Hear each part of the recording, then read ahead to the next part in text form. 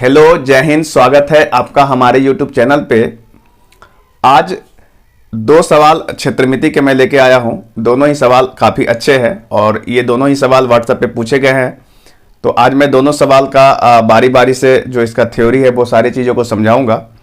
Video शुरू करने से पहले आज मैं एक बात आपसे कहना चाहता हूँ कि त्यौहार का टाइम पूरा ख़त्म हो चुका है और उम्मीद है कि आप सभी लोगों ने त्यौहार को काफ़ी एंजॉय किया होगा और घर पे काफ़ी आपको आराम भी मिला होगा।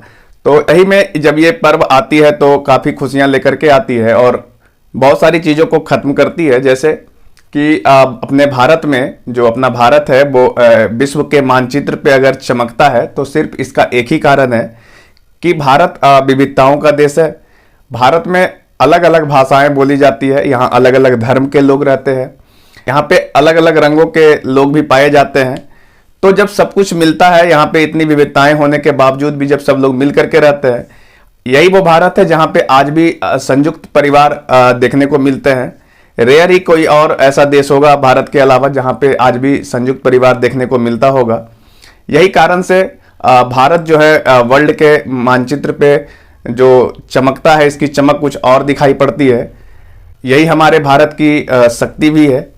सभी लोग मिल करके रहते हैं, ये काफ़ी अच्छी बात है और उम्मीद है कि आप लोग भी काफ़ी अच्छे तरीके से होली को एंजॉय किया होगा और सारे चीज़ों को भूल करके और एक सही दिशा में सब लोगों ने अपने काम की ओर आगे बढ़ने का प्रण लिया होगा। चलिए आज का वीडियो हम शुरू करते हैं और बताते हैं कि आज क्या सवाल आया है। बेसिकली आज दो सवाल आपके लिए मैं लेकर के आया हूँ। ये दोनों ही सवाल व्हाट्सएप पे पूछे गए। दोनों सवाल क्षेत्रमिति से ही है। एक सवाल आपके आयतन से है और दूसरा सवाल आपका परिमिति से है। ठीक है, तो जल्दी से हम सवाल आपको दिखाते हैं कि सवाल क्या कहता है, फिर इसका हम सॉल्यूशन आपको समझाते हैं। तो सबसे पहले हम पहला सवाल लेते हैं। आज का पहला सवाल आपके स्क्रीन पे दिख रहा होगा। एक बार हम सवाल को पढ़ दे रहे हैं, इसके बाद आपको हम सॉल्यूशन बताएंगे। आप एक बार वीडियो को पॉज करके एक बार ट्राई जरूर करिए कि क्या ये सवाल आप बना सकते हैं या नहीं बना सकते। तो जो सवाल क्या कह रहा है कि एक गोलाकार गेंद को पिघलाकर 63 समान आकार के बेलनाकार बर्तन बनाए जाते हैं।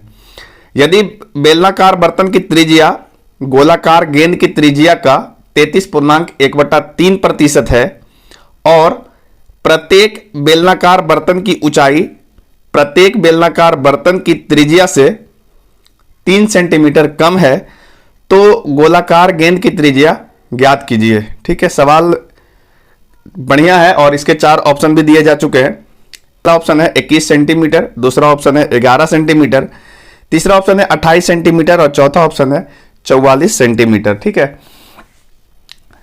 ये सवाल काफी अच्छे हैं और अक्सर आपको एग्जाम में देखने को मिल जाता होगा। जब भी आप कोई जनरल कंपटीशन में बैठते होंगे तो इस तरह के सवाल आपको मिल जाते हैं। सवाल को एक बार हम समझाने की कोशिश करते हैं। क्या बोला है एक सवाल में?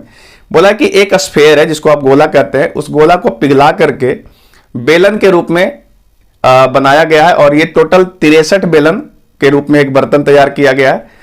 63 एक ही समान के बर्तन है। ठीक है, चूंकि समान बोल दिया है सवाल में कि 63 एक समान टाइप के बर्तन बनाए गए हैं और इसमें आपको हिंट दिया गया है कि जो बेलन की त्रिज्या है वो त्रिज्या आपका जो गोला है उस गोले का जो त्रिज्या है उसका 33.1/3 भाग है और इस बेलन की जो ऊंचाई है वो ऊंचाई बेलन की त्रिज्या का बेलन की जो भी त्रिज्या होती है उससे 3 कम दिया गया है। ठीक है, तो हम जल्दी समझाते हैं कि सवाल को आप कैसे बना सकते हैं। सबसे पहले देखिए स्फेयर क्या होता है। तो इस प्रकार से एक स्फेयर होता है, एक बड़ा सा स्फेयर था जिसको हम लोग गोला बोलते हैं और इस गोला को पिघला करके क्या बना दिया गया? बेलन के फॉर्म में इस तरीके से बनाया गया। ठीक है, और ऐसे ऐसे कितने बनाए गए हैं? तो ऐसे ऐसे 63 बनाए गए हैं। इस तरीके का 63 बेलन आपको तैयार किया गया है। ठीक है, सबसे पहली बात, जब भी इस तरह का कोई भी सवाल आपको दे कि कोई भी आकृति को पिघला करके कोई नई आकृति बनाए, तो आपको हमेशा याद रखना है कि जो भी जिस चीज को आप पिघलाते हैं उसका जो मटेरियल है, उसका जो आयतन होगा उस मटेरियल का, वो आयतन आपका चेंज नहीं होगा। ठीक है, जितना मटेरियल उस आयतन का है उसी आयतन से आप कोई भी नया चीजें बना सकते हैं, मतलब उसी मटेरियल से आप कोई भी नया चीज को बना सकते हो। तो पदार्थ कभी भी बदलता नहीं है, जितना पदार्थ आपने लिया है उतना ही पदार्थ रहेगा। तो यहां से हमने गोला लिया है, इस गोला को पिघलाया है और पिघला करके इस तरीके का एक बेलन नुमा बर्तन बनाया गया और टोटल कितना है? 63 है। ठीक है, तो कहने का मतलब ये होगा कि जो इसका आयतन होगा, इसका जो ये गोला जिस पदार्थ से बना हुआ उसका टोटल आयतन इन सारे बेलन के आयतन के बराबर होगा। ठीक है, तो एक का आयतन अगर हम मान लें कि कुछ होता है तो वैसा वैसा 63 बनाया, तो इसका 63 गुना इसका आयतन होना चाहिए।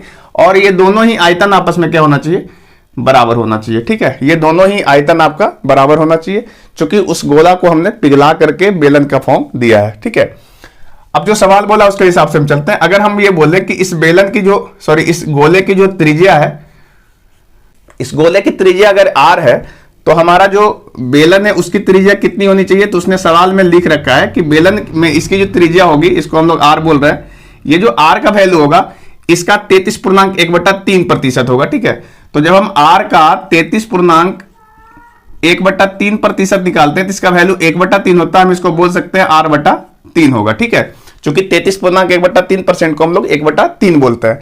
साथ में इसने बोला है कि इस बेलन की ऊंचाई कितनी होगी, तो इस बेलन की जो ऊंचाई होगी वो इस त्रिज्या से 3 कम होगी। ठीक है, तो इसकी जो ऊंचाई होगी हम यहां पे नोट कर दे रहे हैं, इसकी जो ऊंचाई होगी h, ये ऊंचाई r/3 यानी इसकी जो त्रिज्या है उससे 3 कम होगी, सवाल में ऐसा बोल दिया है। ठीक है, अब हम लोग इस दोनों के आयतन को बराबर करेंगे और आसानी से इस गोले की त्रिज्या को निकाल सकते हैं। देखिए गोले की त्रिज्या क्या होती है,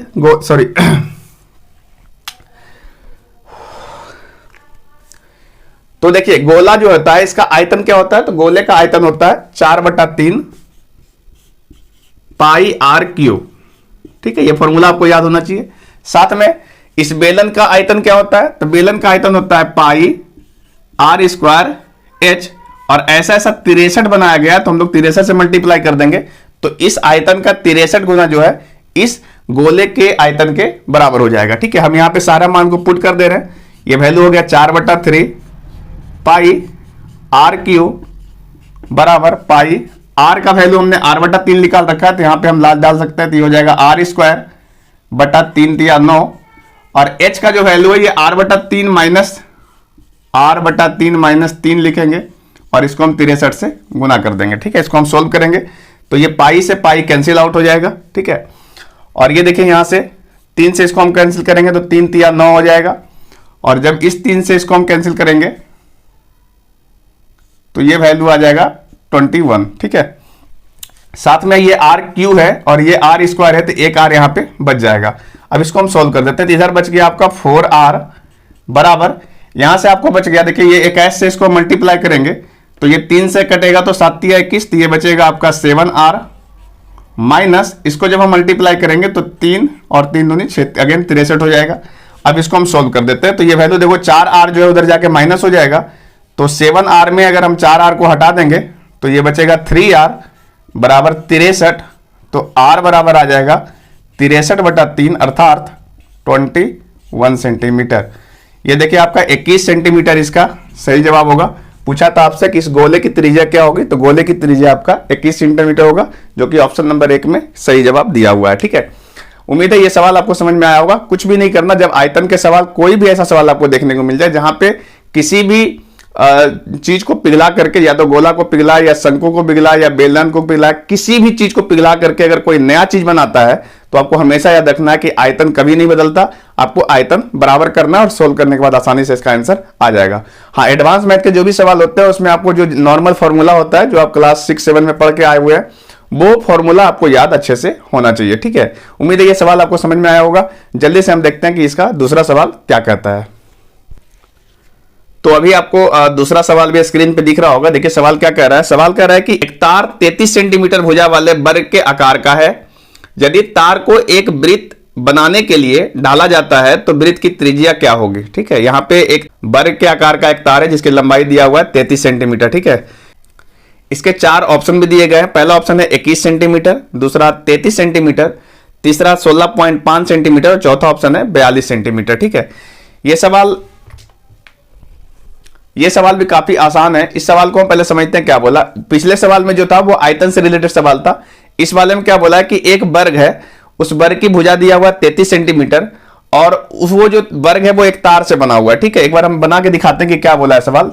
बोला कि एक तार है, जिस तार से आपने एक वर्ग बनाया है इस तरीके से, और इस वर्ग की भुजा कितनी है, तो इस वर्ग की भुजा 33 है। चूंकि ये वर्ग है तो सारी भुजाएं 33 की होगी, है ना। तो इस तरीके से अगर हम इन सारे तार को खोल दें तो इस तार की लंबाई कितनी हो जाएगी, ये तार इस तरीके से अगर हम खोल दें सबको तो 33 × 4 हो जाएगा। ठीक है। तो इसकी परिमाप हो जाएगी 4 गुने 33।